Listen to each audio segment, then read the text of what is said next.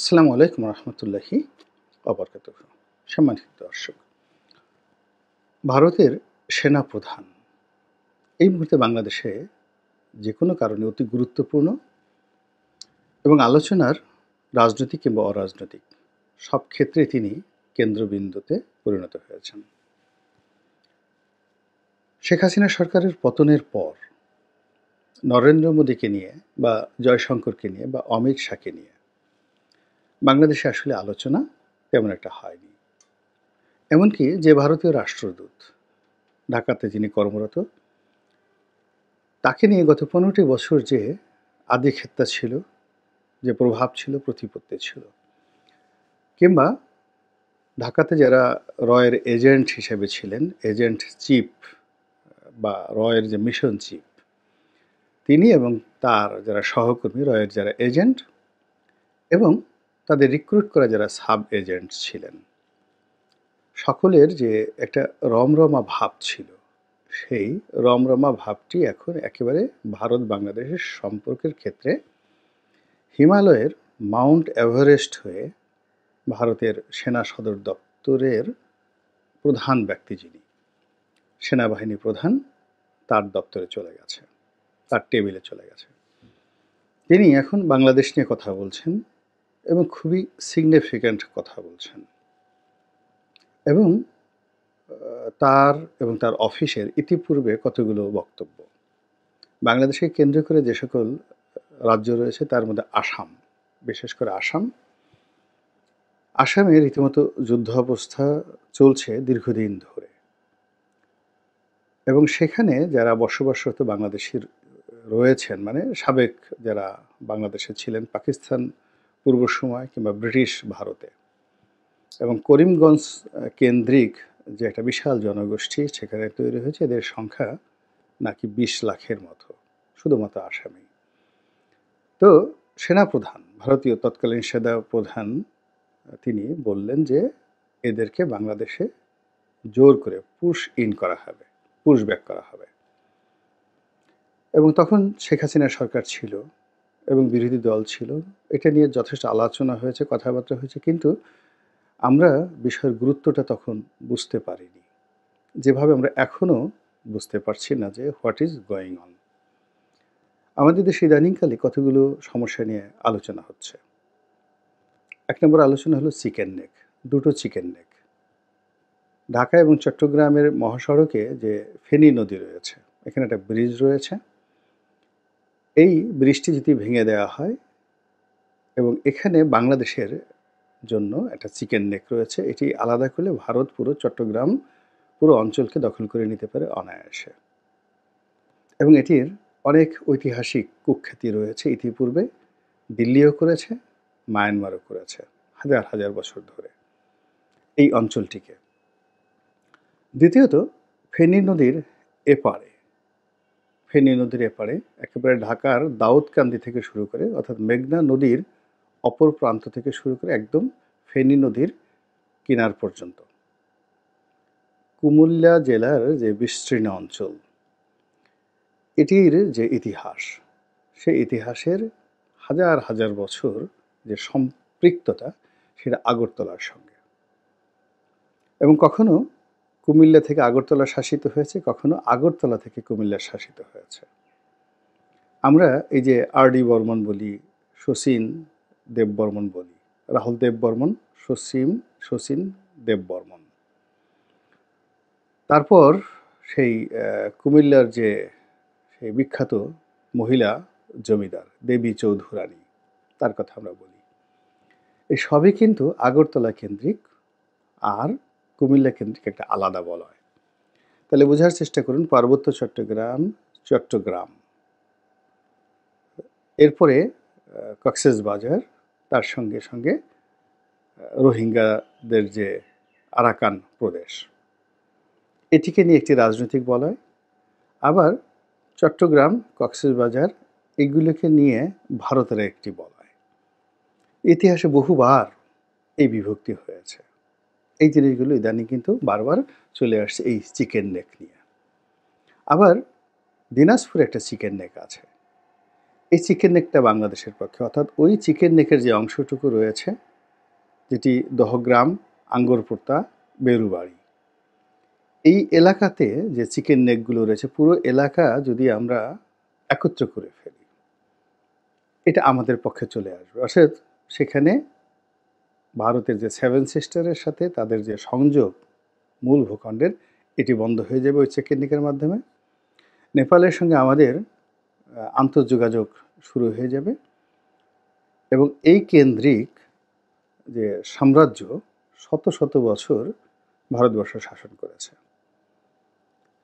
আপনারা অনেকেই জানেন যে এই যে বাংলাদেশের যে পাল বংশ, তার যে আদি পিতা গোপাল, গোপাল এসেছিলেন নেপাল থেকে। অর্থাৎ আমরা যে কাকড় ভিটা বলি, এই অঞ্চল দিয়ে বাংলাদেশে ঢুকেছিলেন এবং দিনাজপুরের এই এলাকাতেই, অর্থাৎ বগুড়া, দিনাজপুর, চাঁপাইনবাবগঞ্জ, এই এলাকাতে সুদীর্ঘ সময় ধরে পালরা রাজত্ব করেছে, মুঘল জমানাতে রাজত্ব হয়েছে এবং হুসেন শাহী বংশ রাজত্ব করেছে। অর্থাৎ তিস্তা, করতোয়া, এই নদীর যে অববাহিকা, বগুড়া, রংপুর, দিনাজপুর, নাটোর, এই যে জেলাগুলো, নওগাঁ, এই যে জেলাগুলো রয়েছে, তার সঙ্গে সঙ্গে ভারতের ওপারের যে মুর্শিদাবাদ আর এদিকে শিলিগুড়ি, এই বিশাল এলাকা নিয়ে একটা রাজ্য, একটা রাষ্ট্র শত শত বছর একীভূত ছিল। আবার আমাদের যে এই যে দক্ষিণাঞ্চল ঢাকা কেন্দ্রিক একটা বলয় ছিল, যেটি পদ্মা, মেঘনা, যমুনার যে অববাহিকায় যে অঞ্চলটি, এটিকে নিয়ে একটা রাজ্য শত শত বছর যাবৎ ছিল। এর মধ্যে ইশাখা, মোশাকা, তারপর ইশাখা মোশাখার পরে আপনি গিয়াসউদ্দিন আজম শাহ, সোনারগাঁ কেন্দ্রিক, অর্থাৎ ঢাকার সোনারগাঁ কেন্দ্রিক জঙ্গলবাড়ি, ময়মনসিংহের জঙ্গলবাড়ি কেন্দ্রিক এই একটা বলয়, যেখানে পদ্মা, মেঘনা, যমুনা, এই তিনটির ভিতরে আপনি ম্যাপে দেখবেন যে অঞ্চলটি রয়েছে, এটি একটি বলয় ছিল।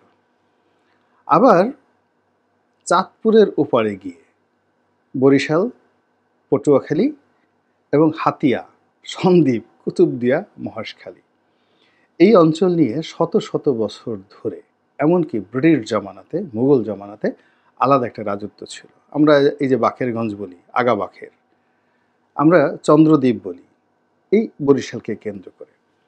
ফলে 1971 সনের মহান মুক্তিযুদ্ধের মাধ্যমে এবং র্যাডক্লিফ কমিশনের যে ম্যাপ ইন 1947, তার মাধ্যমে আমরা এখন যে ভৌগোলিক যে একটা মানচিত্র পেয়েছি, এটির মধ্যে অনেক ঐতিহাসিক ঝামেলা রয়েছে এবং এই ঝামেলা ইবনে খালদুনের যে মতাদর্শতা, সেই মতাদর্শ অনুযায়ী এই ম্যাপ পরিবর্তন করার জন্য বিভিন্ন জাতিগোষ্ঠী, আসামিরা বসে আছে, সিলেটিরা বসে আছে, গোর্খারা বসে আছে, নেপালিরা পর্যন্ত বসে আছে, রোহিঙ্গারা বসে আছে, আরাকান আর্মি বসে আছে, ভারতের নরেন্দ্র মোদী বসে আছে, চীন তাকিয়ে আছে, আমেরিকা খেলছে।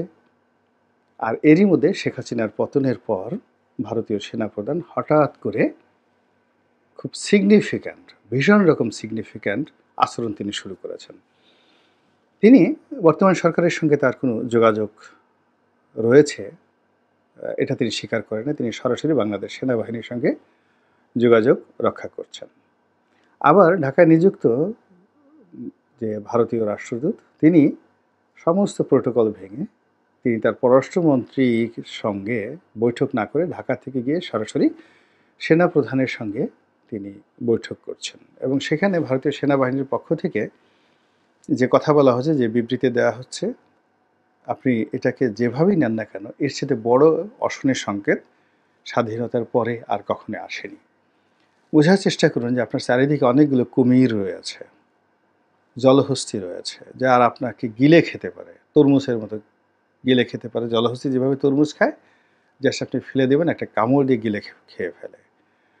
তারপরে আপনি বড় একটা মাছ দেবেন, একটা কুমির যেভাবে গিলে খেয়ে ফেলে, ঠিক ওই রকম ভারতের যে শক্তিমত্তা, সাম্রাজ্যবাদী নীতি, এবং এই মুহূর্তে ভারত কৌশলগতভাবে এবং বৈশ্বিক যে চাপে রয়েছে, সেক্ষেত্রে বাংলাদেশের বিষয়াদি তারা রাজনৈতিকভাবে মোকাবেলা না করে ক্যান্টনমেন্টের মাধ্যমে মোকাবেলা করার সিদ্ধান্ত যে নিয়েছে, তার প্রমাণ হলো যে বাংলাদেশের সকল বিষয়েই ভারতের সেনাবাহিনী প্রধান কথা বলছেন এবং তৎপরতা চালাচ্ছেন।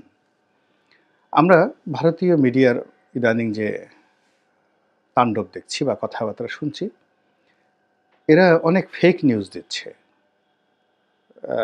অনেক কলকাতা কেন্দ্রিক টেলিভিশন, কিছু কিছু উপস্থাপক যারা বাংলাদেশে ইতিমধ্যে খুবই নিন্দিত হয়ে পড়েছে এবং ভারতের জনগোষ্ঠী এদের বিরুদ্ধে চলে গেছে। এর কারণ হলো এরা খুবই অহরহ মিথ্যা কথা বলছে। কিন্তু আপনি ইন্ডিয়ান এক্সপ্রেসের যে নিবন্ধগুলো, হিন্দু নিবন্ধগুলো, আনন্দবাজার পত্রিকার যে সম্পাদকীয়গুলো, এগুলোকে আপনি কিভাবে মূল্যায়ন করবেন? সেখানে সার্জিক্যাল স্ট্রাইকের কথা বলা হচ্ছে। সেখানে সৈয়দপুরে আমরা যে একটি বিমান ঘাঁটি তৈরি করতে চাচ্ছি, সেটি সার্জিক্যাল স্ট্রাইক করে ওই চিকেন নেকের ওই অংশটুকু সৈয়দপুর সহ অধিকার করে নিতে বলা হচ্ছে। এমনকি ফেনীতে যে আমাদের চিকেন নেক রয়েছে, সেটাকেও টুটি চেপে ধরার কথা বলা হচ্ছে। এরপর সে প্রথম থেকে রোহিঙ্গাদেরকে নিয়ে ভারত যে খেলা খেলছে, এর পুরোটাই সামরিক, অ্যাবসলিউটলি সামরিক। এখানে কোনো পলিটিক্যাল কোনো খেলাই তারা খেলছে না। কিন্তু আমরা এই পুরো বিষয়টিকে না পলিটিক্যাল না মিলিটারি, কোনো একটা অ্যাঙ্গেল থেকে আমরা ঐক্যমত্যভাবে আমরা এটা নিষ্পত্তি করতে পারছি না। অধিকাংশ এখন বাংলাদেশে যে ত্রিমুখী শাসন চলছে, প্রথম শাসন হলো পদ, ঘাট, মাঠ, তারপরে চাঁদাবাজি, দখল, নিয়োগ, বদলির একটা বিরাট অংশ, 99.99% পলিটিক্যাল পার্টিগুলো করছে, যেখানে সরকারের কোনো কর্তৃত্ব নেই।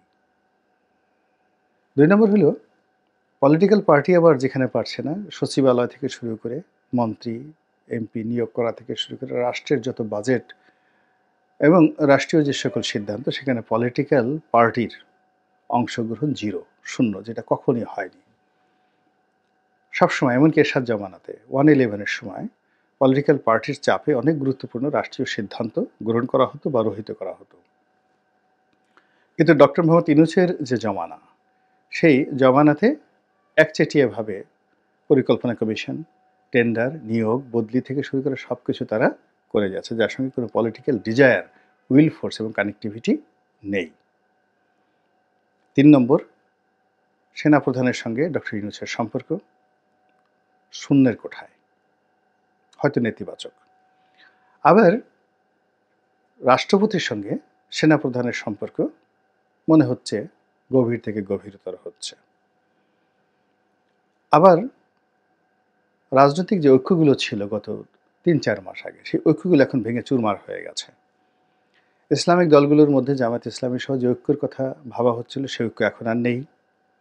বিএনপির সঙ্গে জামাতের যে সম্পর্কটা ছিল বহু বছরে, সেই সম্পর্কটা নহিনকুল সম্পর্কে পরিণত হয়েছে। বিএনপির সঙ্গে ডক্টর মোহাম্মদ ইউনূসের যে সম্পর্ক একেবারে শূন্যের কোঠায় চলে গেছে এবং বিএনপিকে সম্ভবত রাজপথে নামতে হচ্ছে। অন্যদিকে কিংস পার্টি বলতে যা বোঝায়, সেই কিংস পার্টি বা প্রিন্স পার্টি যারা ইতিমধ্যে রাজপথে আছে এবং তারা অনেক কিছু করার চেষ্টা করছে, তাদের সঙ্গে ডক্টর মোহাম্মদ ইউনূসের যে সম্পর্ক খুব দ্রুতই এটা স্পষ্ট হয়ে যাবে এবং ডক্টর মোহাম্মদ ইউনূস তাদের সেই অনুষ্ঠানে মেহমান আজিম হবেন এবং পলিটিক্যালি তাদের সঙ্গে ইনভলভ হয়ে যাবেন। এছাড়া তার কোনো বিকল্প থাকবে না, তিনি চুপচাপ বেশি দিন আর থাকতে পারবেন না। ঠিক এইরকম একটা বিশৃঙ্খল অবস্থা যখন চলছে, সেটির সঙ্গে আমাদের 1000 বছরের ইতিহাসের যে ভৌগোলিক বিভক্তি, সেটির কল্পনা করেন।